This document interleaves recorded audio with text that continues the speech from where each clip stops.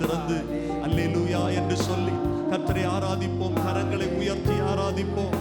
இணைந்து ஒரு மனதோடே சர்வ வல்லவரே அல்லேலூயா, பரிசுத்தரே அல்லேலூயா, அல்லேலூயா, அல்லேலூயா.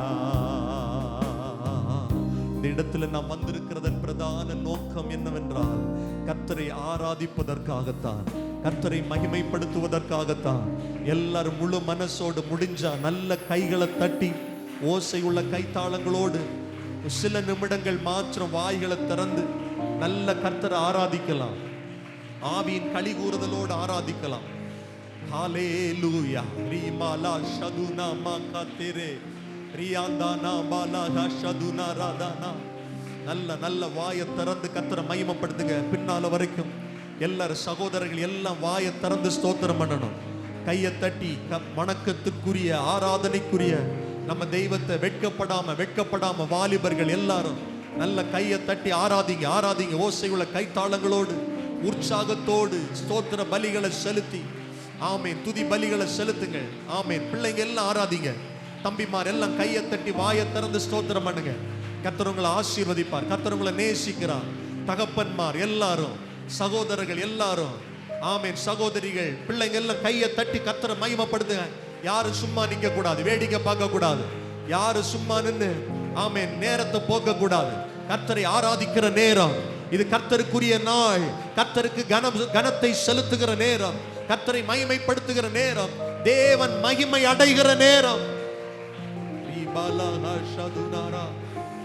ஓ ஹல்லேலூயா,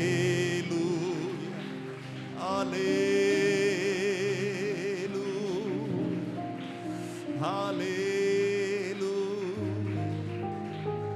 நன்றி நன்றி நன்றி நன்றி நன்றி நன்றி. உங்க கிருபை இல்லாம வாழ முடியாது. எத்தனை பேர் உணர்ந்து ஒத்துக்கொள்ளுகிறீர்கள்? உங்க கிருபை இல்லாம வாழ தெரியாதையா. உங்க கிருபை இல்லாம வாழ முடியாதையா. உங்க கிருபை இல்லாம வாழ தெரியாதையா.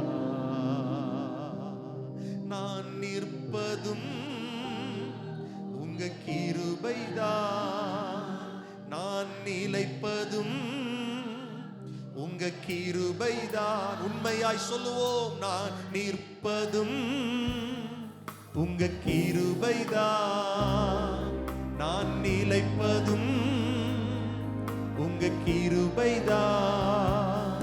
நான் நிற்பதும் நிலைப்பதும் உங்க கிருபைதானப்பா. பாடுவோம்.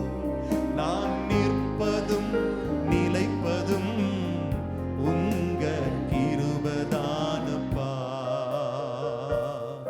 உங்க கிருபை இல்லாம வாழ முடியாது.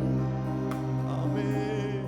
உங்க கிருபை இல்லாம வாழ தெரியாதப்பா. காலையில் எழுந்தவுடன் புது கிருபை தாங்குது, வாழ்நாள் முழுவதும் மகிழ்ச்சிக்குள்ளே நடத்துது. காலையில் எழுந்தவுடன் புது கிருபை தாங்குது, வாழ்நாள் முழுவதும் மகிழ்ச்சிக்குள்ளே நடத்துது. நிர்மூலமாகாமலே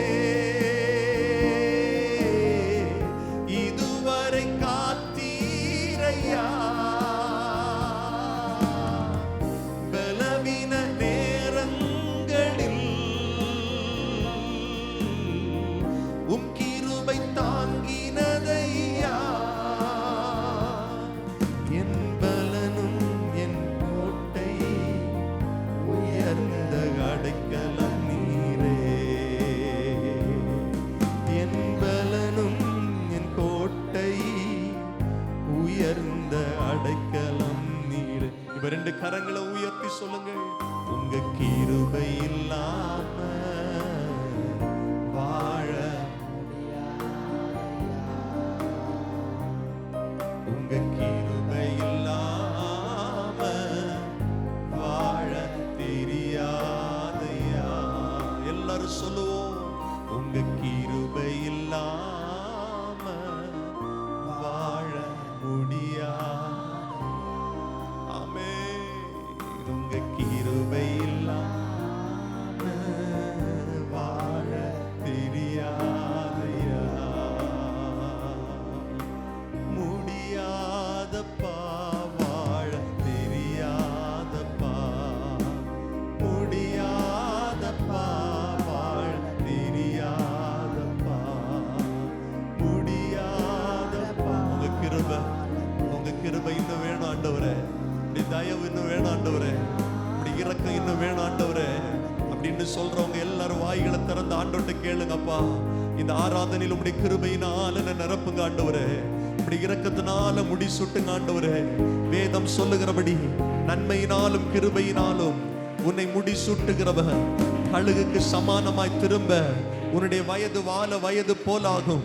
என்னுடைய பலவீனத்தில் உடைய கிருபை பூரணமாய் விளங்கட்டும்.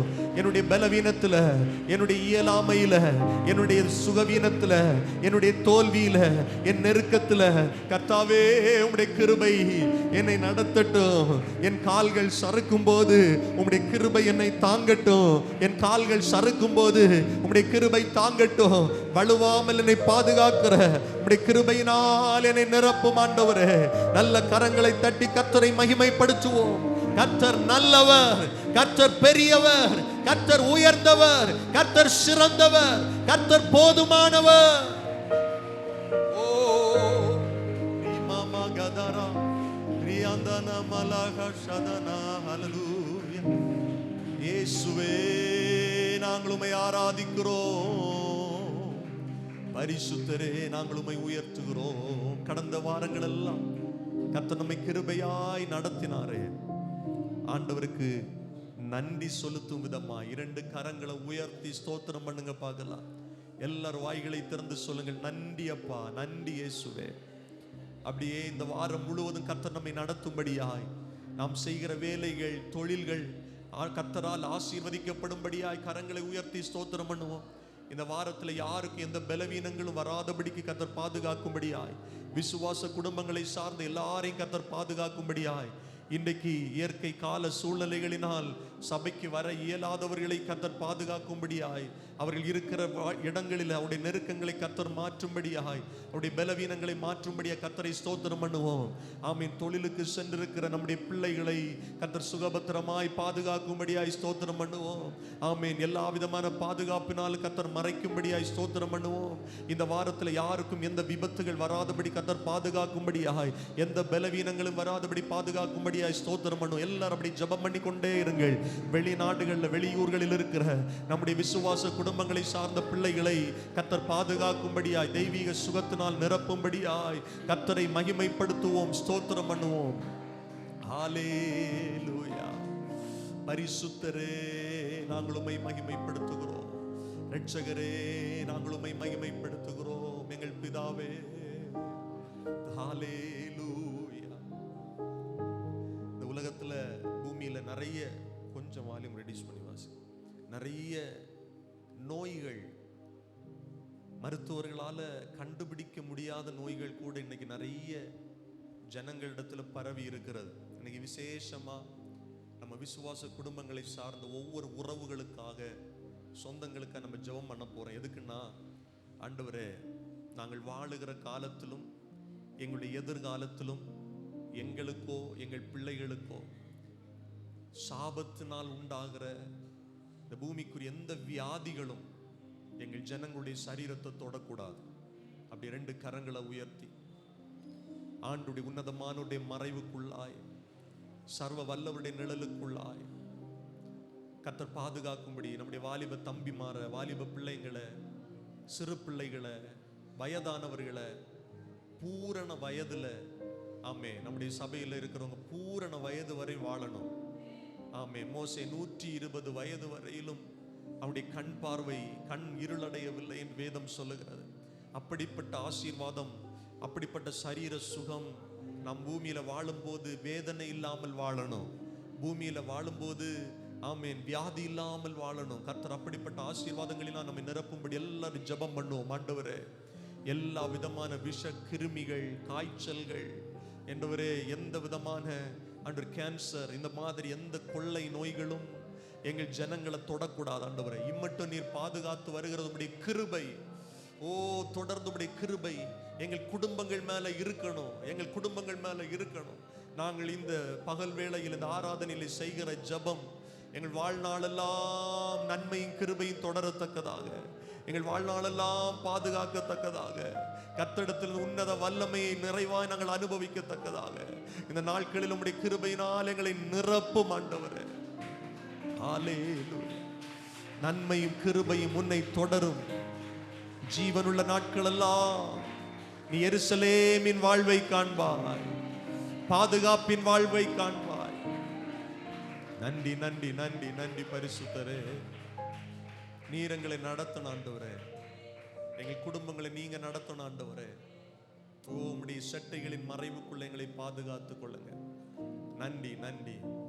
தொடர்ந்து நம்முடைய தேசத்தில் நடைபெறுகிற தேர்தலுக்காய் 6 கட்டங்கள் முடிந்தது. ஒரே ஒரு தேர்தல், ஒரே ஒரு நாள் மட்டும் இருக்குது.